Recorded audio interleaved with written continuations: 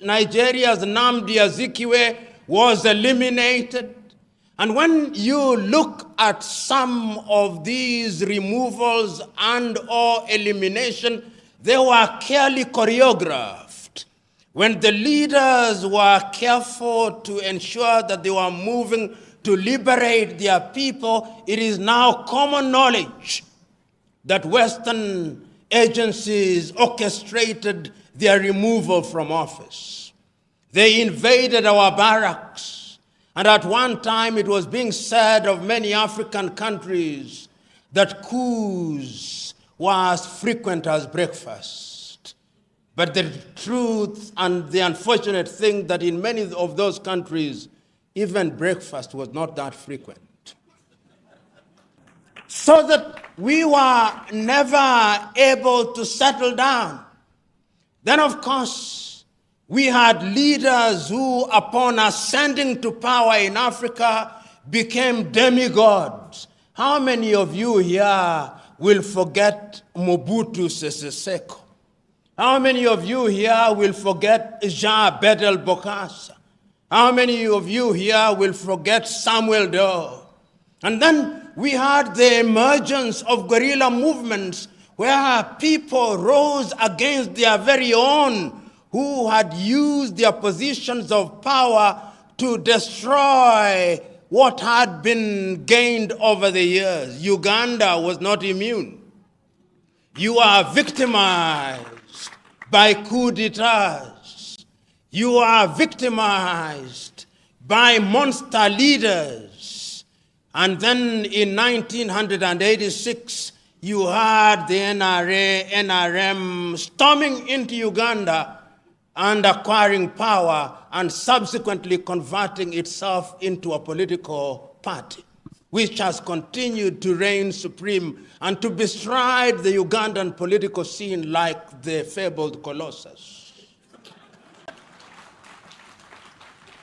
And Uganda was not the only one. In Ethiopia, it was the same thing.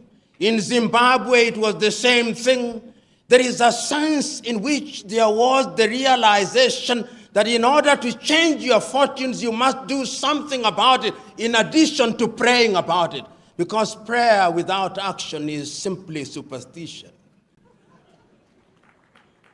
And then, in those early days, you will also remember that many African leaders, including the enlightened ones, took the view that because of ethnicity, it was necessary to unite the people. And whether you are speaking from Dar es Salaam in Tanzania, or Lusaka in Zambia, or Kinshasa in what was then Zaire, now the Democratic Republic of Congo, or you are speaking from Nairobi in Kenya, and here in Uganda, the clarion call was that we must have one-party states.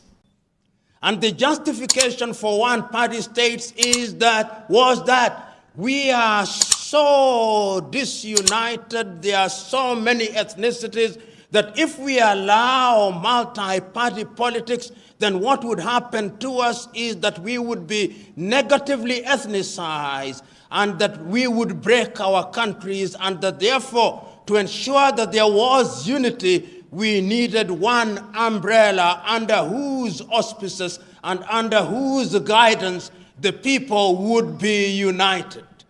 But no sooner had we sufficiently articulated the beauty of single-party states than Western Europe told us, no, that is not democracy. Democracy means that you must have many political parties. Democracy means that you must have regular elections. Democracy means that you must have the civil society, so that our brand of democracy as we embrace it today, I dare say without fear of contradiction, was not conceived in Africa. It was conceived for us in Paris. It was conceived for us in Madrid. It was conceived for us in London. It was conceived for us in Washington. And we have swallowed it line, hook, and sinker. Africa does not tell our own story. Africa does not design what is in our best interest. Africa still waits to be told what is good and right. And I dare say that that is why Africa does not realize our potential. But yet it is also important to point out that the African and African countries are more resilient than the European states. You know, if you allow me latitude as a guest must be allowed, permit me to say this. The ethnicity that we keep on talking about, African countries are just slightly over 60 years since they regained their independence. Take Nigeria, for example, with over 500 ethnic groups created within an artificial boundary. They have had their problems, they have had their hiccups, but the nation is still alive and well. The difficulties notwithstanding. Take Uganda, for example. You've had your difficulties, you've had your trials and tribulations, but the nation is still alive and well. Tanzania, with over 136 ethnic groups, the nation is still alive and well. There is a sense in which, in the face of our difficulties, we have succeeded in managing those difficulties, however painful it has been. But look at Europe, the pontificating Europe. They cannot handle diversity.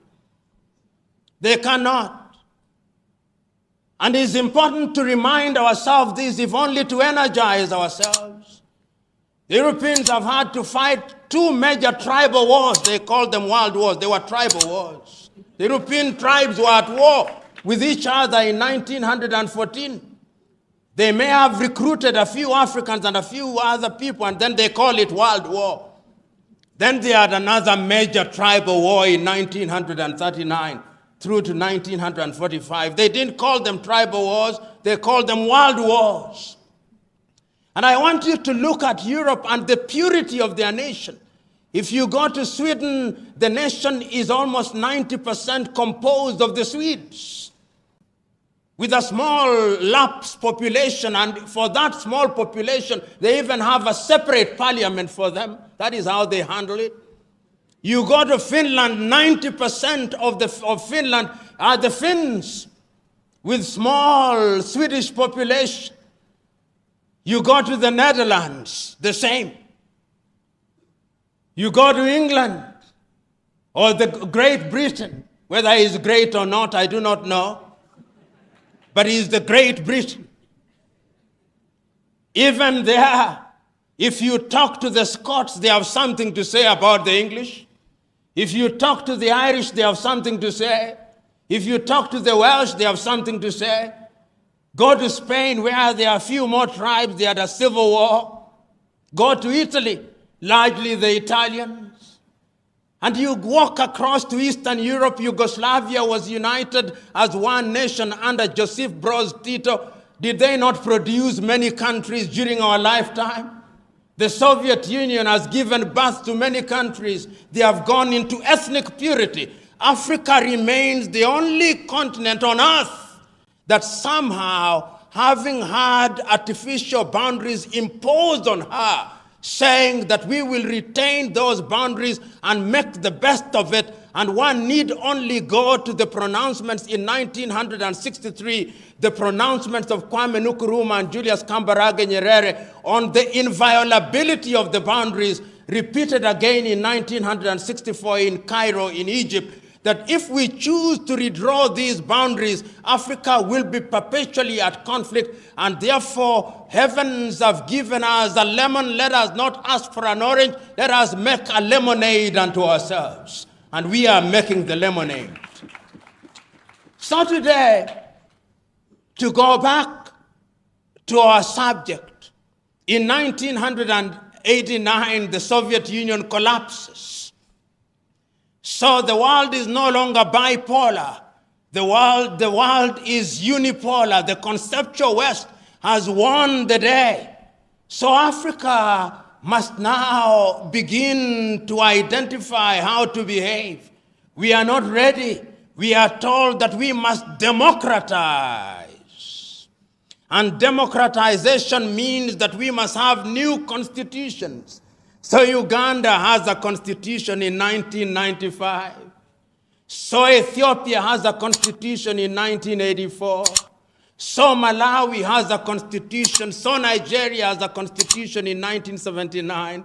Ghana has a new constitution. Guinea-Bissau has a new constitution. The former Portuguese colonies have now regained their independence, whether it's Cape Verde or Angola or Mozambique, so that the former French colonies also have new constitution. But remember that the constitution that they are replacing, and Africa is the only continent where our constitutions prior to then were referred to, if you are colonized by the English, our constitutions were referred to as the Westminster model, not the Kampala model, Westminster model. The French constitutions were referred to as the Gaullist model after the 1958 pronouncement of Charles de Gaulle of France. That is where we find ourselves. In 1989, we are now told that we must have constitutions which are democratic. So we all have constitutions, and one of the pillars of democracy is that we must have multi-party politics. That is the touchstone. That is the litmus test of what a democracy is, as seen from the eyes of the conceptual West. Do we have a choice in the matter? No, we don't have a choice in the matter. We may pretend to have a choice, but we have no choice.